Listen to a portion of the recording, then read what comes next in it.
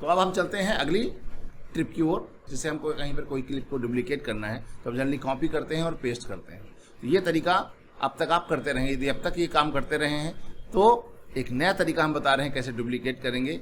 यहाँ पर आपको केवल अल्टर प्रेस करेंगे और जिस भी क्लिप को, एक नहीं एक से ज़्यादा क्लिप को ऐसे करेंगे और जहाँ भी चाहिए वहाँ छोड़ दीजिए, पहले माउस को फिर अल्टर की को। तो आप देखेंगे वो सारी फाइलें डुप्लीकेट हो जाएंगी जो फाइलें आपने सेलेक्ट किया था।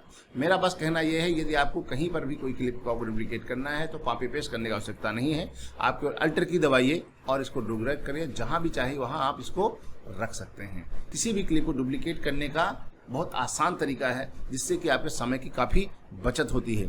ये भी आपको टाइम सेविंग ट्रिक है, इसको यूटिलाइज ज़रूर कीजिएगा, जो आपको काम करने में बहुत ज़्यादा हेल्प करने वाली है।